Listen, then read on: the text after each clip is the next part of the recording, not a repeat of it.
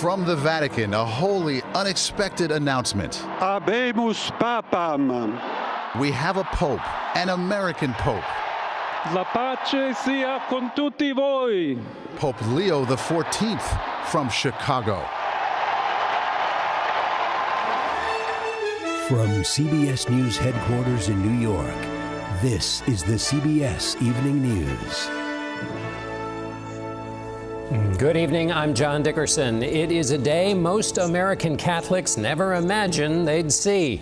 The day a fellow American was elected Pope. But this is that day. I'm Maurice Dubois in Rome, where the College of Cardinals chose 69-year-old Cardinal Robert Prevost, a native of Chicago, to be spiritual leader of the world's 1.4 billion Catholics and the Bishop of Rome. He took the name Leo XIV. We were here above St. Peter's Square when the stunning announcement was made. It took just 2 days to make a momentous decision. For the 100,000 people in St. Peter's Square, brought together by a spiritual connection, elation.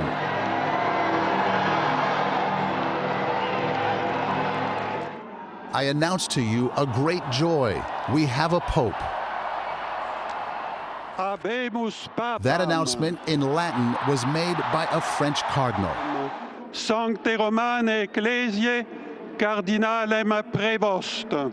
The name, Prevost, an American.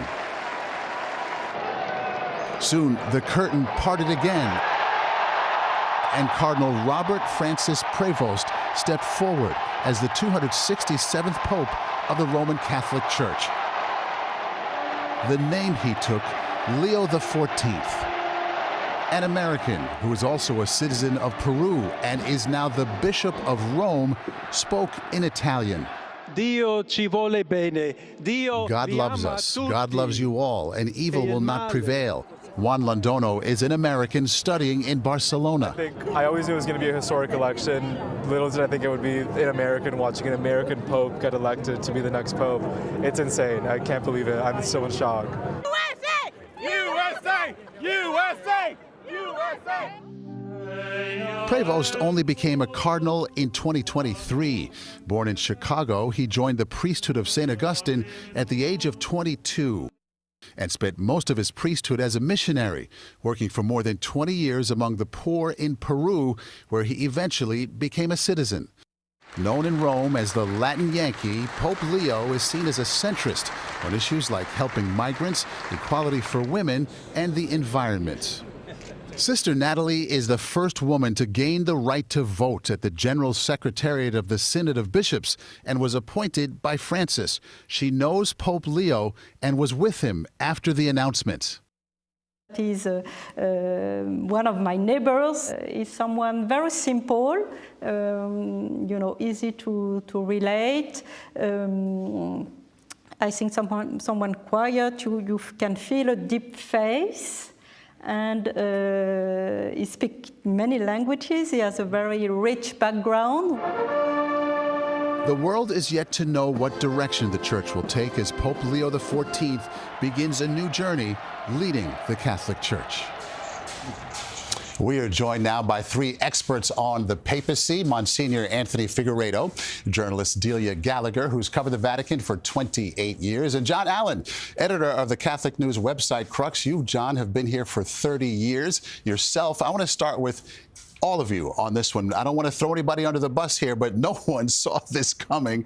Scale of 1 to 10, how surprised and shocked were you? 11. Off the charts.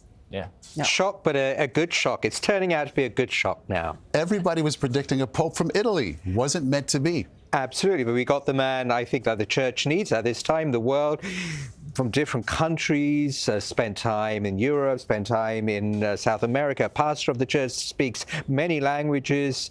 From a pastor to the head of the department that appoints bishops.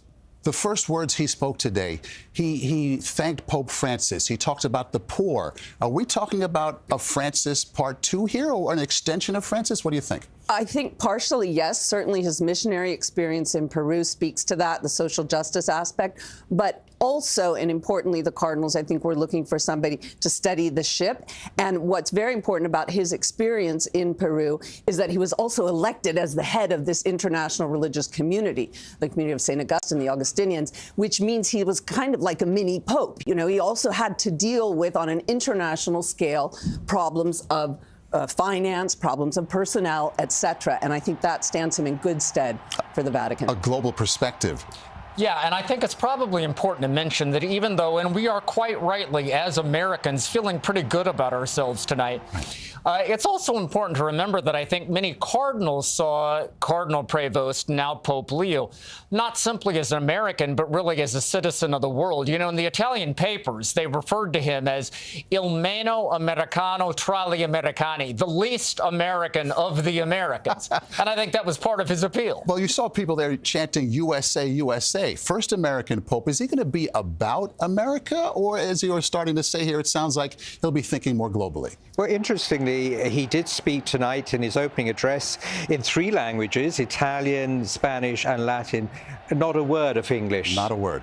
Yeah. He'll certainly be an important American voice in the American conversation. I think he'll have a lot of weight probably in the United States, but I think he will try to maintain a certain distance as Pope from all the American issues. You know, he has to think about the universal church. No doubt. With 53 million American Catholics, do you imagine him growing the flock, keeping it the same, losing it? How do you see that playing out?